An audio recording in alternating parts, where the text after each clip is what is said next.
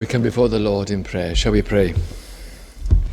Our Father and our God, we come in the name of the Lord Jesus Christ to worship Thee, and, O Lord, to come under the influence of the Word of God, that it might work in our hearts, and that Christ, most especially, might manifest in our hearts. We think of those who are not saved. Lord, have mercy upon them, and us who are already washed in the blood. We pray that we might just grow in grace and knowledge of the Lord Jesus Christ. Hear our prayers. Help us, O Lord, we pray. We ask these things in our Saviour's name. Amen.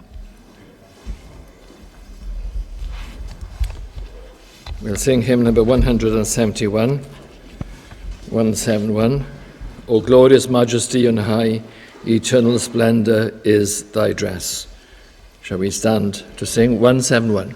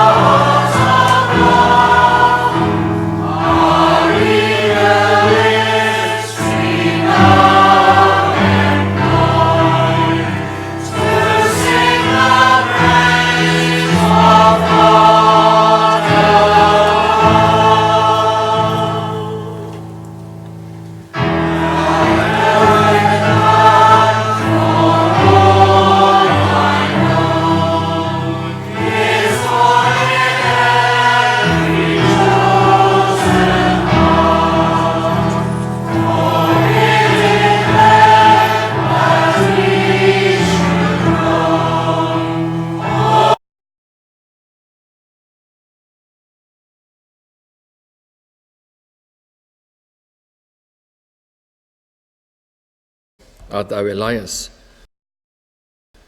And he saith, I am not. Art thou that prophet? And he answered, No. Then said they unto him, Who art thou? That we may give an answer to them that sent us. What sayest thou of thyself?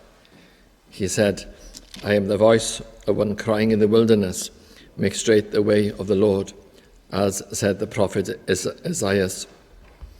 And they which were sent were of the Pharisees. And they asked him, and said unto him, Why baptizest thou then, if thou be not that Christ, nor Elias, neither that prophet? John answered them, saying, I baptize with water, but there standeth one among you whom ye know not. He it is, who coming after me is preferred before me, whose shoes latchet I am not worthy to unloose. These things were done in Bethabara beyond Jordan, where John was baptizing. The next day John seeth Jesus coming unto him, and saith, Behold the Lamb of God, which taketh away the sin of the world. This is he of whom I said, After me cometh a man which is preferred before me, for he was before me. And I knew him not, but that he should be made manifest to Israel. Therefore am I come, baptizing with water. And John bare record, saying, I saw the Spirit descending from heaven like a dove, and it abode upon him. And I knew him not, but he that sent me to baptize with water, the same said unto me, Upon whom thou shalt see the Spirit descending and remaining on him, the same is which baptizes with the Holy Ghost. And I saw and bare record that this is the Son of God. Again the next day, after John stood, and 2 of his disciples, and looking upon Jesus as he walked, he saith, Behold, the Lamb of God. And the 2 disciples heard him speak, and they followed Jesus. Then Jesus turned and saw them following, and saith unto them, What seek ye? They said unto him, Rabbi, which is to say, being interpreted, Master, where dwellest thou? He saith unto them, Come and see. They came and saw where he dwelt, and abode with him that day, for it was about the 10th hour. One of the 2 which heard John speak and followed him was Andrew, Simon Peter's brother. He first findeth his own brother Simon, and saith unto him, We have found the Messiah, which is, being interpreted, the Christ. And he brought him to Jesus. And when Jesus beheld him, he said, Thou art Simon, the son of Jonah. Thou shalt be called Cephas, which is, by interpretation, a stone. The day following, Jesus would go forth into Galilee, and findeth Philip, and saith unto him, Follow me. Now Philip was of Bethsaida, the city of Andrew and Peter. Philip findeth Nathanael, and saith unto him, We have found him, of whom Moses in the law and the prophets did write, Jesus of Nazareth, the son of Joseph. And Nathanael said unto him, Can there any good thing come out of Nazareth? Philip saith unto him, Come and see. Jesus saw Nathanael coming to him, and saith of him, Behold, an Israelite indeed, in whom is no guile. Nathanael saith unto him, Whence knowest thou me? Jesus answered and said unto him, Before that Philip called thee, when thou wast under the fig tree, I saw thee. Nathanael answered and saith unto him, Rabbi, thou art the Son of God, thou art the King of Israel. Jesus answered and said unto him, Because I said unto thee, I saw thee under the fig tree, believest thou? Thou shalt see greater things than these. And he said unto him, Verily, verily, I say unto you, hereafter ye shall see heaven open, and the angels of God ascending and descending upon the Son of Man. Amen. We'll sing hymn number 446, 446.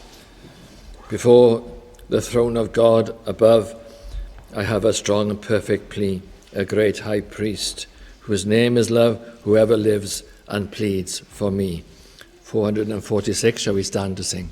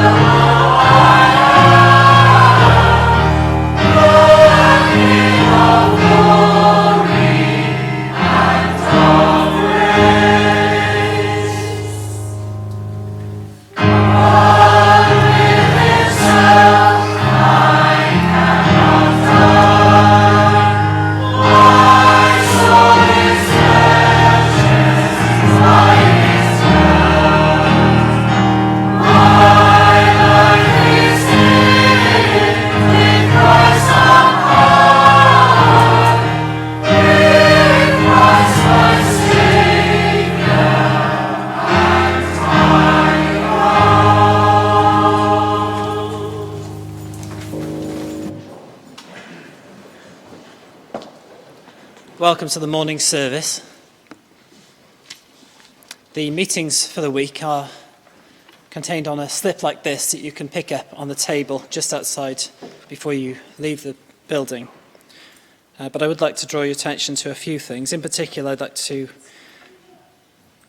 announce that our Pastor Emeritus, Vernon Hyam, passed away on Wednesday.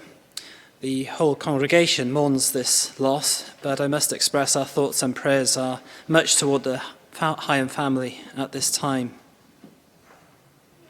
The funeral is to be held on the 27th of September at 2 p.m. in this building, and Pastor Bob Dickey from Michigan will be the preacher. He's also to preach next Sunday and the one after that, all God willing.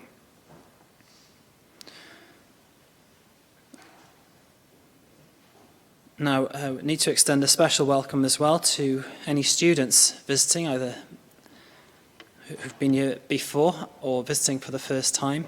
And there is a lunch provided afterwards, which you're all very much welcome to.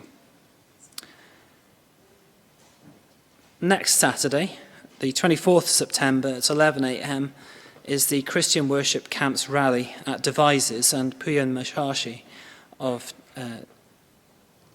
Cheltenham is the preacher. And so we are organising lifts to that, so please speak to myself if you want a lift. That means that there'll be no youth fellowship in the evening. Now we'll remain seated to sing hymn number 1000, Gaze Upon the Hills of Zion, as the stewards wait upon us for the free will offering.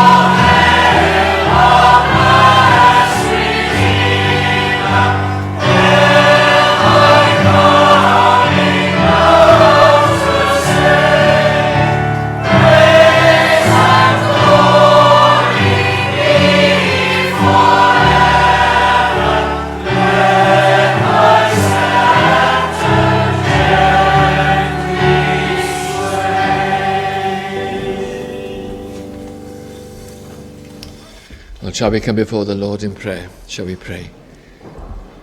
Our Heavenly Father, we come before thee, thou who art the eternal and the holy God, thou who art transcendent and above us, O Lord, in every way. And we think of thy perfect attributes and how all thy attributes are to be worshipped and adored. But Lord, thou art one God. We worship thee as a being, as a person, the Father, the Son, and the Spirit, the three in one and one in three.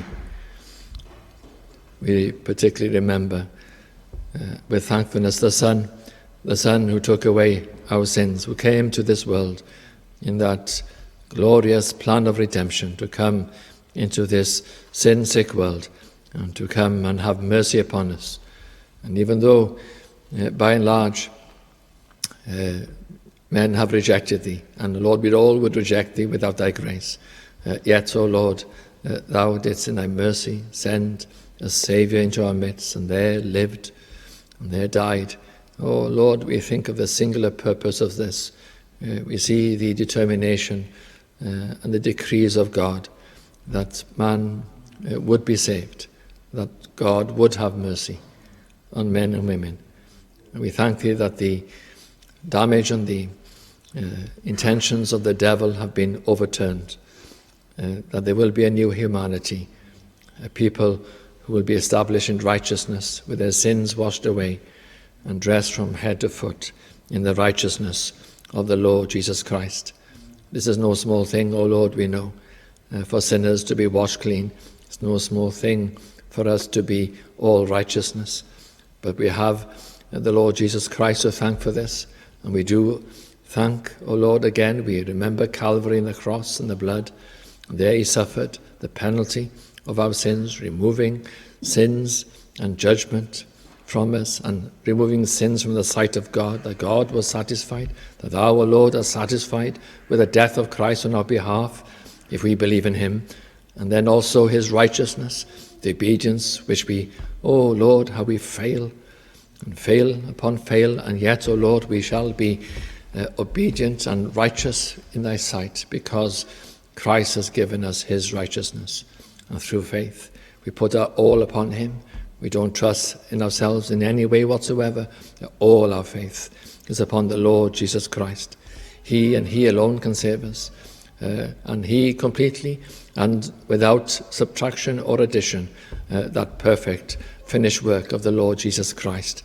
Lord, we praise thee that this salvation is so secure and sound and will indeed save us. Nothing else will save us, but this will save us. And we therefore come before thee in the name which is beloved in heaven, but is also beloved in the hearts of many upon earth, in the name of the Lord Jesus Christ. And, O Lord, bless us in him.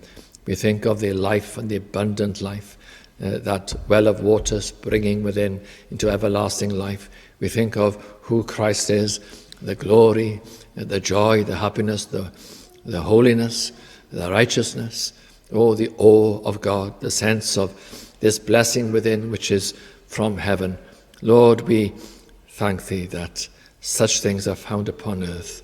And we do pray, O Lord, that others here today who do not know him, and these things are just words to them, and these things are even perhaps over their heads, and they are puzzled, although maybe drawn, they are puzzled by it all. Lord, open their hearts like Lydia of old in Philippi. Lord, open their hearts and let them receive the word, and let them be enlightened and see their sin, and they might see Christ, might believe in him, and be transformed by the mighty power of God, not by some man decision, but rather by divine visitation to the heart.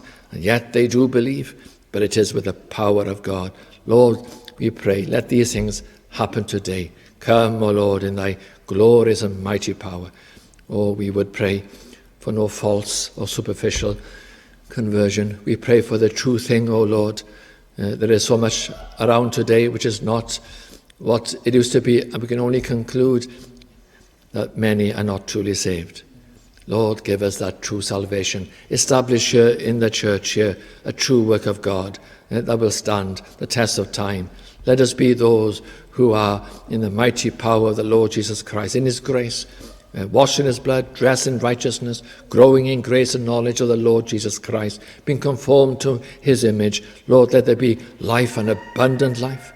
We pray for this life, O Lord, and protect us as we endeavour to establish a true work. Oh, we know that in so many ways, perhaps ways which we haven't thought about, the devil will come and attack us. Protect us.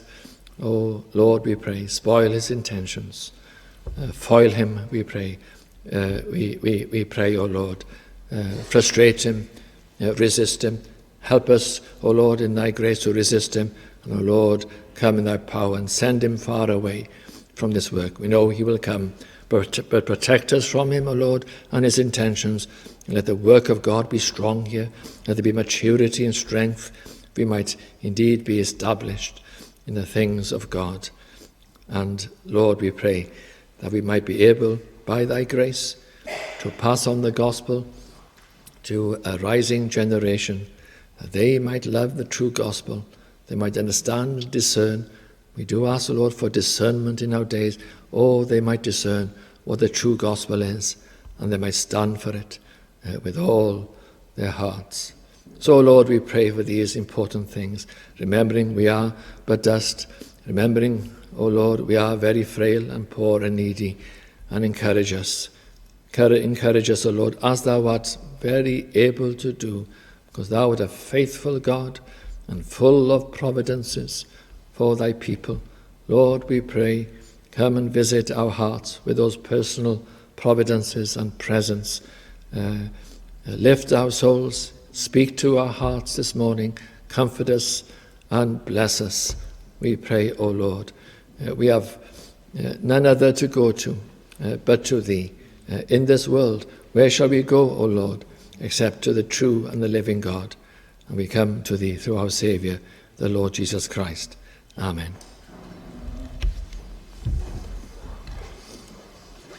Well, shall we stand to sing hymn 213?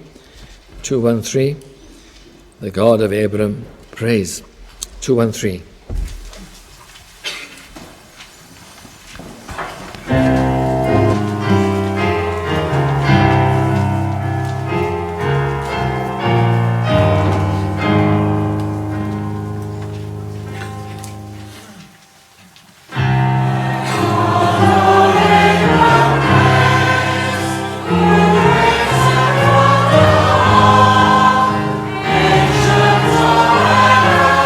Sing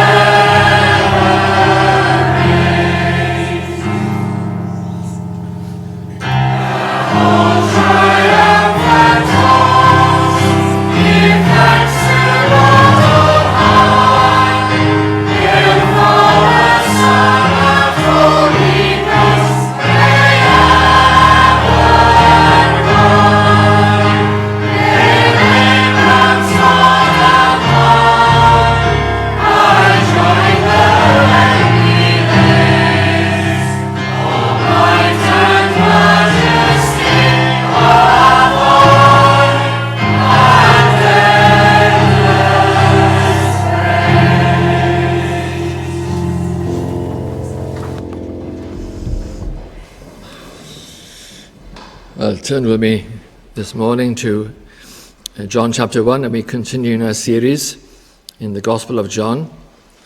And we come to verses 19 to 34 this morning.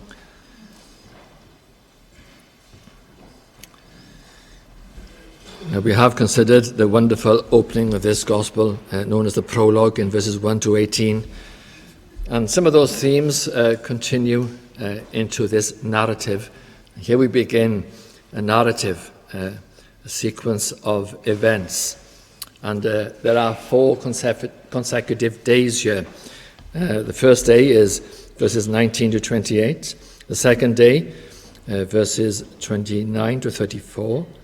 And the third day, verses 35 to 42. And the fourth day, verses 43 to 51. So we'll cover 2 days here in our studies this morning. And just to bring your attention to the first day, we see a delegation sent from the Pharisees here, starting from verse 19. And these priests and Levites who come to question John the Baptist about his identity. And no doubt he had caused some stir. His ministry and his impact had been heard about, and quite naturally, the religious powers were wondering who this man was. And he was, of course, outside their circles. And then, of course, they were more suspicious and more inquisitive because of that. And so they approach him and send a delegation to speak to him and question him. And we can deduce from this account that they interrogated him rather aggressively. The whole tone of it is animated and rather aggressive. So verses 19 to 24, we see in about questions and answers where John is under scrutiny, John the Baptist. Verse 19, and this is the record of John when the Jews sent priests and Levites from Jerusalem to ask him, "Who art thou? Who art thou?" Verse 20, and he confessed and denied not, but confessed, "I am not the Christ." And they asked him, "What then? Art thou Elias?" And he saith, "I am not." "Art thou the prophet?" And he answered, "No." Then said they unto him, "Who art thou? That we may give an answer to them that sent us. What sayest thou of thyself?" He said, "I am the voice of one crying in the wilderness, make straight the way of the Lord, as said the prophet Isaiah." And they which were sent were of the Pharisees. And then they continue in their questioning and question him about his baptizing. And John doesn't seem to answer that question, but just proceeds to speak of Christ and sets the tone, really, for his ministry and all that he says in this chapter. Verse 25, and they asked him and said unto him, "Why baptizest thou then, if thou be not that Christ, nor Elias, neither that prophet?" John answered them, saying, "I baptize with water, but there standeth one among you whom ye know not. He it is who coming after me is preferred before me, whose shoes latchet I am not worthy to unloose."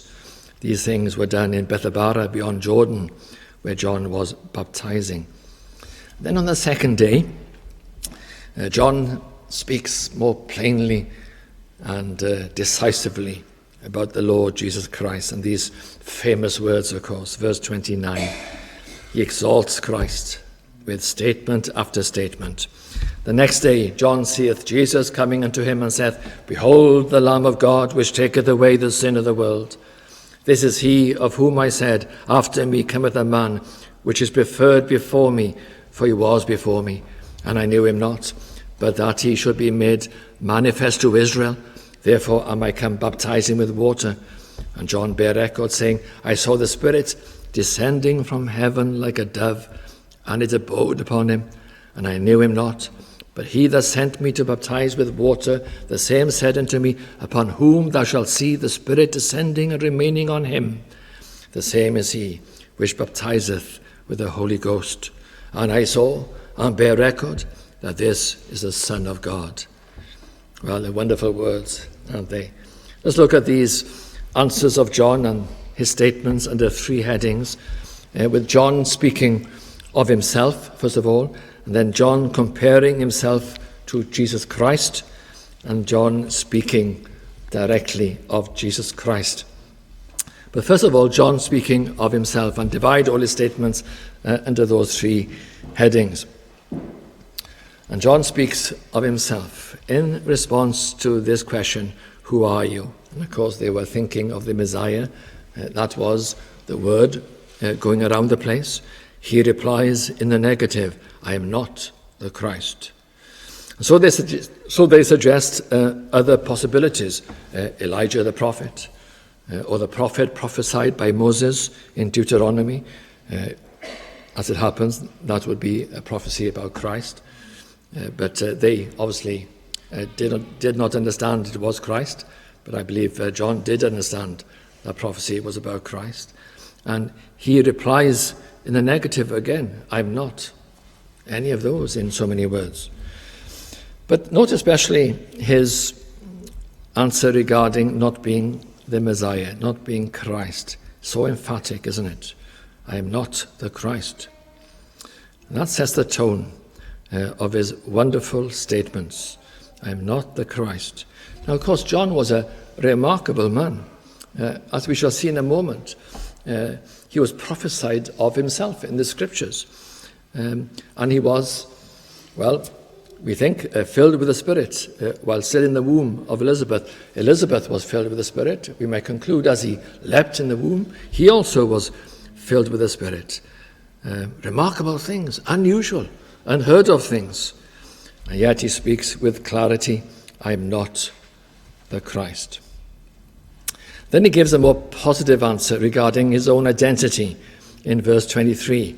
I am the voice of one crying in the wilderness, make straight the way of the Lord, as said the prophet Isaiah. He's the one spoken of here in Isaiah chapter 40, verse 3, I believe. Isaiah 40. I am the voice of the one crying in the wilderness, make straight the way of the Lord. Now, what does it say about John the Baptist? Well, he's spoken of as the voice. Now that's interesting because Christ is spoken of as the word, and there is a difference. A voice is an instrument through which we speak, but the word is deeper, isn't it? The word comes from within, our thoughts and our words and our expression. And so we see a difference even there between Christ being called the word in John 1 verse 1, and here John the Baptist being called the voice. And of course, it is an important description of John. He would speak out about Jesus Christ and how he spoke out about Jesus Christ. His case was undoubtedly unique. There was only one John the Baptist. He was put there, you could say, between the Old Testament and the New Testament, and his words seemed to bridge the two. Behold the Lamb of God, which taketh away the sin of the world, which we shall see in a moment. He was unique, and yet at the same time, as being the voice, he typifies all who speak about him, all who are called to the Christian ministry, that they are the voice, the instrument to speak of Jesus Christ, and all believers, that we speak of Jesus Christ. We are the voice, the God-appointed voice, the people of God saved to speak about Jesus Christ. But also the expression in the wilderness is worth noting, the voice of one crying in the wilderness.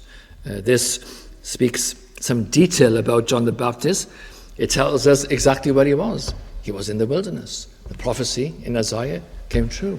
He carried out his ministry not in Jerusalem, but in the wilderness. He was the preacher out in the desert, in the wilderness. But also those words are symbolic of his very ministry. And the nation, Israel, was in a wilderness, was in a barren situation, a barren condition. And he was preaching to them of repentance, to come back to God. And also, we might go on with the expression, to make straight the way of the Lord. This continues that theme of repentance. What does it mean, to make straight the way of the Lord? To make a highway, to make a road, to remove all obstacles. What's he speaking of? He's speaking of our hearts, isn't he? And the hearts of these Levites and these priests and the Pharisees. There are obstacles of pride and prejudice and all kinds of things in your heart. Remove them. Remove them. Clear the way. Why are you clearing the way? Why are you repenting? In order that you might come to Christ and Christ might enter your heart. That's why. Make the way clear for Christ to come into your heart. Repent of your sin. Take your sin to him. Because he is the Lamb of God. And Christ will reign in your heart. Well, those words are typical of the preaching of John the Baptist and all preaching really. Now already with these words about himself, John speaking about himself, we see him already demoting himself and promoting Christ. Already we see the tendency, there's a trend here. He demotes himself, he exalts Christ. He's pointing to Christ, even though we haven't come to that heading yet. He's already, even in speaking about himself, the way he's speaking about himself, he is promoting Christ and pointing to Christ. Let's come more into the subject then and look at John comparing himself to Jesus Christ. And indeed, this very sense of comparison is in this expression, the voice in the wilderness, preparing the way, is strongly implied. A greater is coming. He is there to prepare the way. Voice, preach repentance, get people ready in their hearts to believe in Jesus Christ. He is preparing the way for a greater one who will save. Already there's a comparison that Christ is the greater one who's coming after him. But there are more explicit comparisons here, and particularly the word preferred. He mentions this more than once, 3 times. In verse 15, we find, after me is preferred before me. He that cometh after me is preferred before me. And in our passage today, verses 27 and 30, he it is who coming after me is preferred before me. And in verse 30, this is he of whom I said, after me cometh a man which is preferred before me, for he was before me. Very clearly then, John the Baptist is saying Christ is preferred to him. Christ is superior to John the Baptist. Now, of course, we understand this. It's very obvious, and yet it needs to be said that Christ is superior to John the Baptist. This remarkable prophet, Christ is sublimely and infinitely superior to John the Baptist. You know, the very context of these words in verses 15, 27 and 30 is all about the sonship of Christ. He is the Son of God. He is the eternal God. Because that's the implication here. Because John was born before Christ. Christ was born after John. The ministry of Christ followed John. John's ministry was first. But yet he says, this Jesus Christ was before him as well. How was he before him if he was after him? Because he was the Son of God. The pre-existence of Jesus Christ, the eternal pre-existence of Jesus Christ. John was a good man, but Christ was superior in rank and dignity and in every respect. Indeed, the height of John's honor is to give Christ true honor. And that is true, isn't it? Our greatest honor, our highest pinnacle point is when we give praise to God and exalt Jesus Christ. And then John provides this other comparison, this picture, where he compares himself to Jesus Christ in the most striking and illustrative way in verse 27. And he says, whose shoes latchet I'm not worthy to unloose. Now this is a very striking picture, isn't it, of a servant, the most menial and humble task of a servant. What does a servant do to the master? He bows down, goes to the very feet, and there unties the latchet of his shoe. It's a very humble task, and the very body posture is humble. Down you go to the floor, and the man is standing, and there you are at his feet. It has connotations of worship, doesn't it, implied in it. And John is saying, even this menial and humble task is too high an honor for me.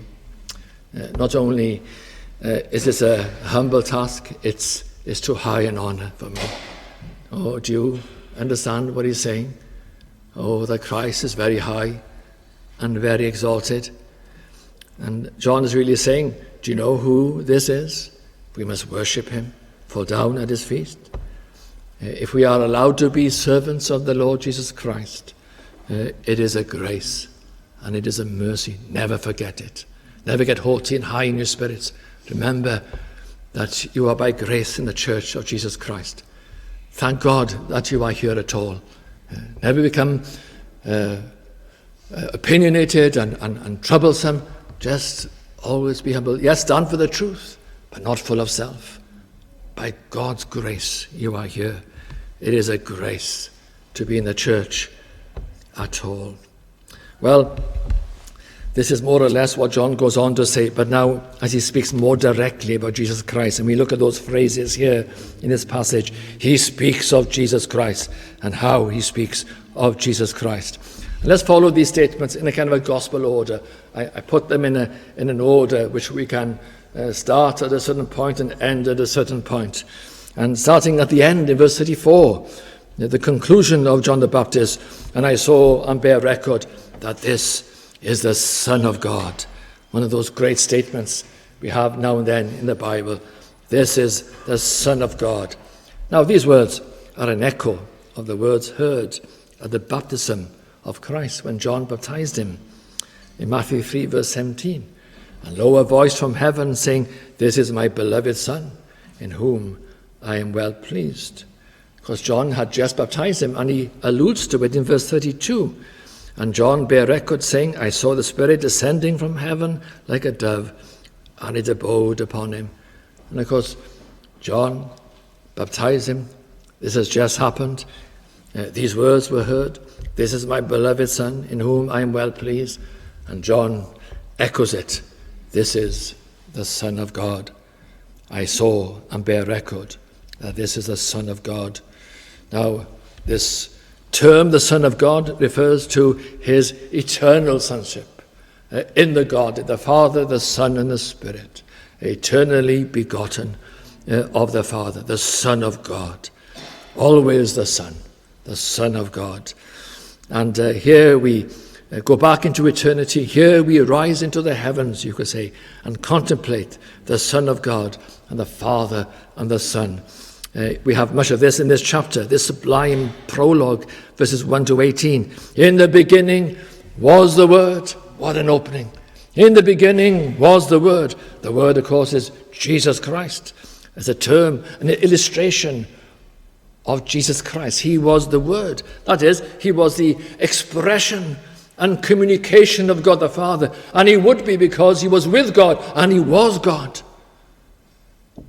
Oh, what high doctrine, profound things these speak of. In verse 18, who was in the bosom of the Father. And from there he came out, the Word, expressing the Father, communicating to men and women. The Word, the Lord Jesus Christ. No wonder John said, he's preferred to me. Oh, what a statement. He is preferred. Indeed, he is preferred. He is measurably and infinitely superior to John the Baptist. And John understood it. Others didn't, but John understood it.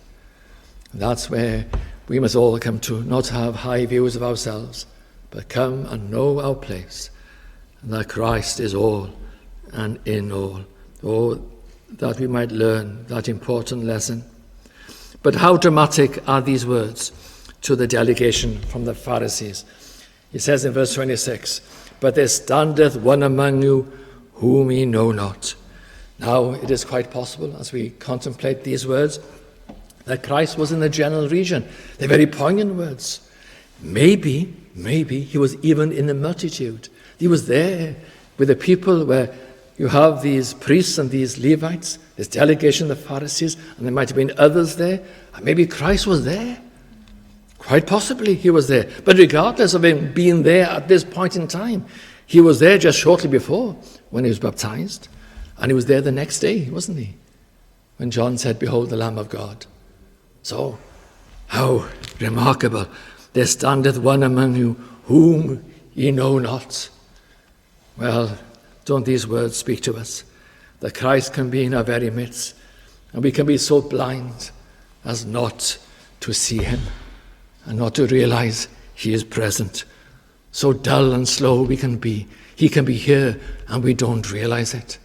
May God have mercy upon us and open our eyes to see the truth of his presence. And this has been repeated through the ages. In many times of revival, people have been saved, but many in their midst have not known him. People have said, I didn't feel anything. I didn't see what the fuss was about. How tragic for Christ to be so close and yet not to see him because of our stupidity and our foolishness and our hardness and our sinfulness. And it might well be true about you, and it probably is true about some here this morning. There standeth one among you whom ye know not. My dear friends, are you aware of him? Do you know him? I trust you do.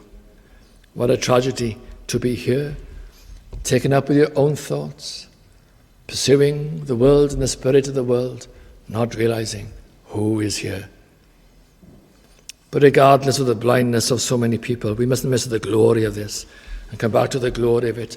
There's something of this phrase that there's one standing in our midst whom we do not know, which is an echo of verse 14. And the Word was made flesh and dwelt among us. That word dwelt, as we've said before, is tabernacled. And the whole illustration is a tabernacle, that tent of the Old Testament. And many things took place in the tabernacle. It was a place of the worship of God and of sacrifices and so on. But also it was the place where God manifested himself in the Shekinah glory, the cloud, the presence of God. And so with Jesus Christ, he dwelt, he tabernacled among us. He was the Shekinah glory in our midst for 33 years, veiled in flesh, the Godhead see, says Charles Wesley. Oh, what irony that the people of Israel had the Shekinah glory in their midst for 33 years, and they knew it not. Waiting for the Messiah, and he was there in the glory. It speaks a lot about our sin and our darkness. May God have mercy upon us. May God save us from our sins and open our eyes to the true things of God. Don't be like the many who are not aware, but rather be like those who have received him and who know him. Well, let's continue with the gospel progress here as John speaks of Christ. Yes, he is the Son of God. He is the Word. He stands in our midst. He was made flesh. But why? Why did he come? Yes, he is the Word made flesh. Yes, he's the Son of God who stands in our midst. But why is he here? What's the purpose of it? Well, there's a gospel purpose. And John on the very next day gives us the answer in verse 29. And he speaks plainly. Behold the Lamb of God, which taketh away the sin of the world. Notice these precise words, and they are very meaningful, and every phrase is worth contemplating. Behold the Lamb of God, which taketh away the sin of the world. And notice first of all that this Word was made flesh, the Son of God became the Lamb. The Son of God became the Lamb of God. Now, of course, this goes back to the Old Testament. We might go back to Genesis 4, the sacrifice of Abel and the firstlings of the flock. And then in Genesis 22, the sacrifice of Isaac when Abraham said God will provide a lamb. And then in Exodus 12, and the Passover lamb, when the children of Israel escaped and there was a Passover lamb and the blood was put upon the lintel and the doorposts. It's a great history of the lamb in the Old Testament. And then in Isaiah 53, the lamb to the slaughter. And then, of course, the many lambs in the daily sacrifices in the temple. These people would understand the significance of the term lamb. And John says, behold, the Lamb of God, which taketh away the sin of the world. Why were these lambs sacrificed? Because of the taking away of sin. They pointed to the one. All these lambs pointed to the Lamb of God. Every one of them, every single one of them. thousands and thousands of lambs pointed to the one Lamb of God, the Lord Jesus Christ. And of course, they symbolize the taking away of sin, the death. Our sin deserves death, and they are slaughtered on our behalf. But a picture of Christ who would really do it. And Christ would go to the cross, would take the penalty of sin, would die the whole fullness of death, you could say.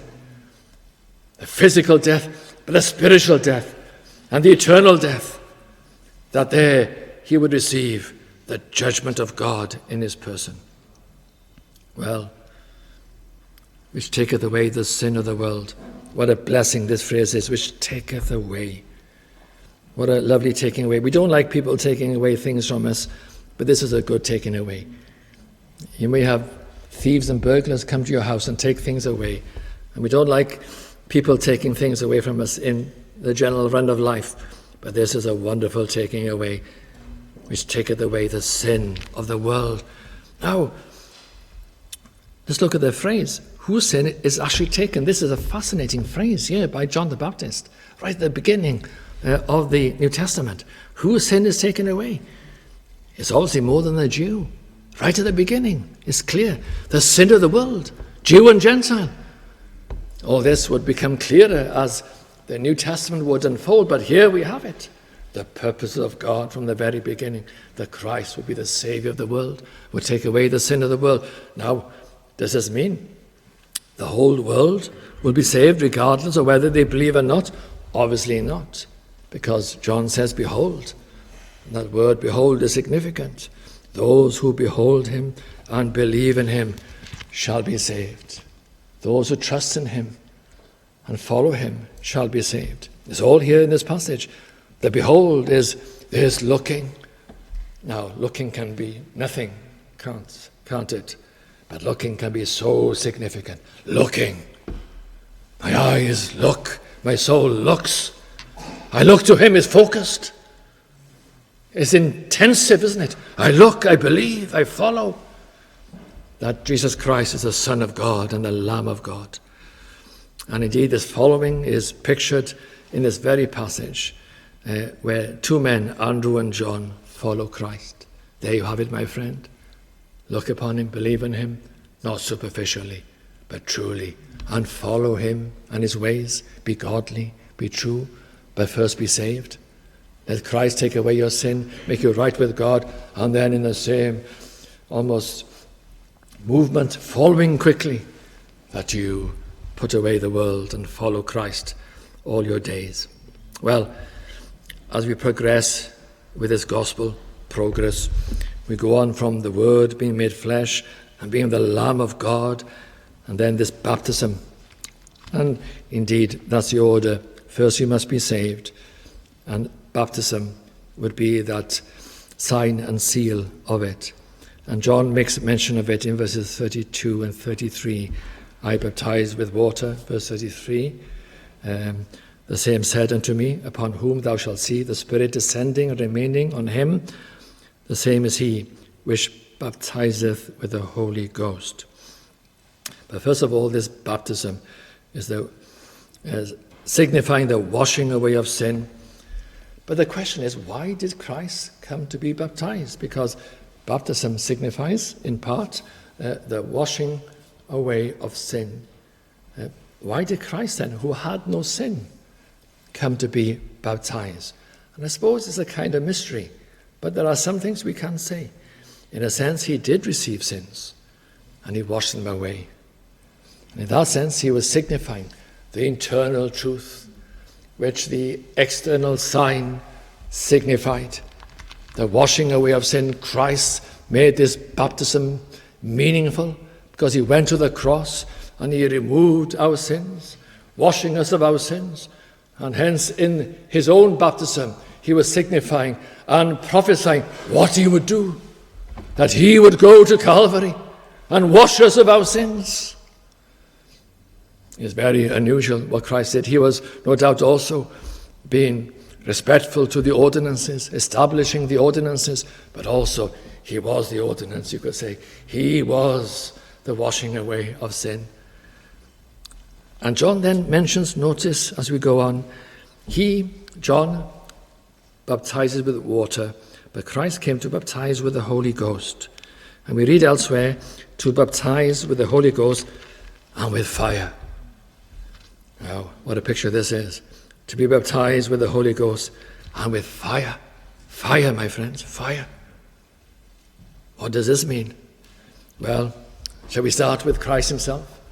Christ, when he was baptized by John the Baptist, the dove, the Holy Spirit in that form of a dove, in some way or other, abode upon him, abode upon Jesus Christ. And no doubt that was his being baptized with the Holy Ghost. And even Christ was baptized with the Holy Ghost for the ministry which was ahead of him. It's interesting, after his baptism with the Holy Ghost, not just his baptism with the water now, but his baptism with the Holy Ghost, the Spirit coming upon him, and all this symbolic language which is in the Old Testament and then, of course, continues in the New Testament, being baptized with the Holy Ghost, this empowering of the Spirit of God. We see that Christ, as soon as he has been baptized with the Holy Ghost, he begins his ministry. And in Luke 4 verse 1, we see, after his baptism, and Jesus, being full of the Holy Ghost, returned from Jordan and was led by the Spirit into the wilderness.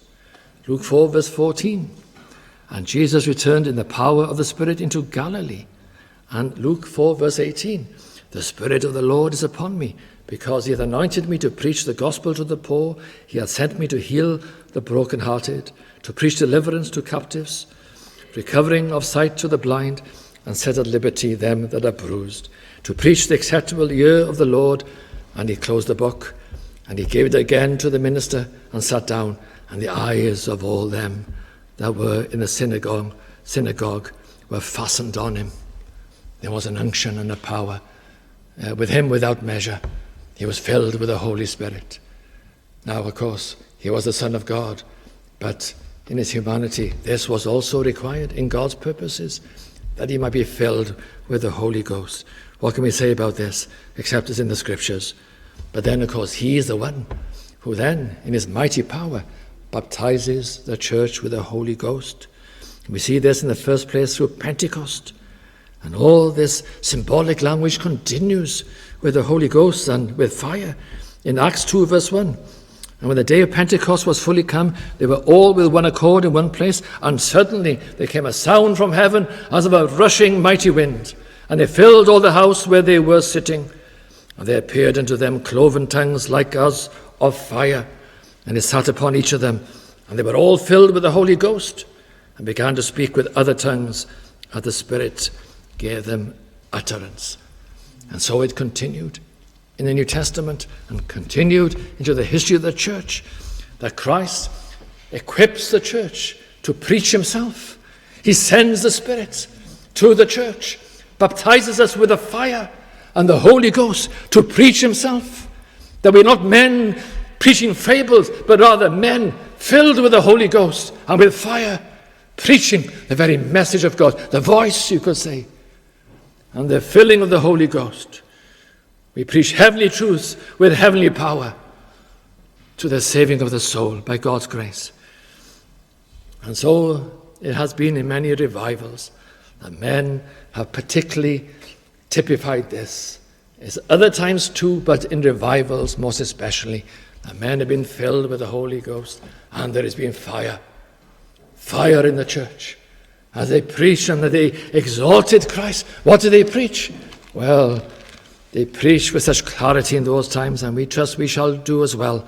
They preached their own unworthiness. They understood better than maybe other times their own unworthiness. They know their place. Like John the Baptist, just like John the Baptist, they knew their place, but also they preached the preparation of the way, repentance, missing today, of course. Everything's such a fun and a buzz. Not this message. My dear friend, you are sinners, and the wrath of God. Clear the way, repent of your sin. Go to Christ with your sin. And then realize who he is. He's the Son of God, but also the Lamb of God. He's the Lamb of God. What a mercy this is. The Son of God became the Lamb of God. and can take away our sins. What a Savior, what a grace. We're overwhelmed by it, but we must actually go to him. We must recover ourselves. We sense his wonder and glory, but there's an important thing to do. We must go to him quickly, because he's the Lamb of God, which taketh away the sin of the world. We must believe in him and be right with God. And how they preached these things in mighty power. Congregations fainted sometimes, actually physically, but most definitely spiritually in their hearts, under the power of the word. Our books, our history books are full of it. What John the Baptist spoke of here is true in the history of the church. Not so much today, but thank God a little true today, but is most certainly true in those times of blessing. Fire came, and the message went forth in the power of God. And men were just broken down, and they believed.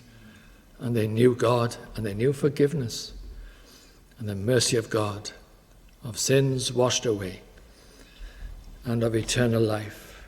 Well, there was power in the pulpit, and power also in the pew. And we pray indeed that we shall have such power ourselves. May God help us. May we not be full of ourselves, or full of our own strength, but learn this important lesson of John the Baptist. He's a role model for us, and his words also are important for us, that we might be those who demote ourselves and promote the Lord Jesus Christ.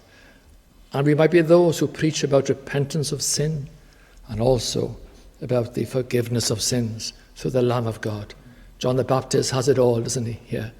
Oh, may we be like him. And may you believe in the same power as well. Shall we pray? Our Father and our God, bless these words to our hearts now. Let them, O Lord, be sealed within our souls. We might understand them, how possible it is that these words of Christ might be just like those terrible warnings of John the Baptist, that they can be words which are spoken in our presence, that Christ can be in our midst, and yet, O Lord, we know it not. We pray, O Lord, we pray for that true experience of the heart. Lord, we ask for nothing short of that. Give us that true work, we pray, the presence of Christ and the drawing near, the saving of the soul. Lord, we pray these things for thy glory. Help us, we ask now as we proceed through this day, on the Lord's day. Bless us here and bless other churches which preach this message. We ask these things in our Saviour. Amen.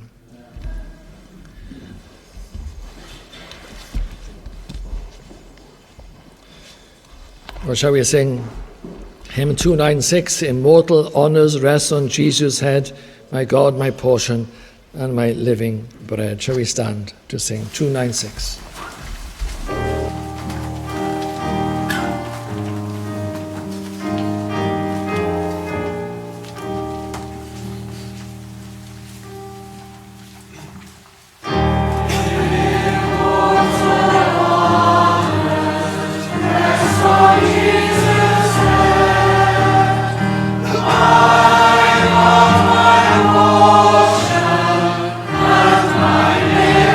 Bread.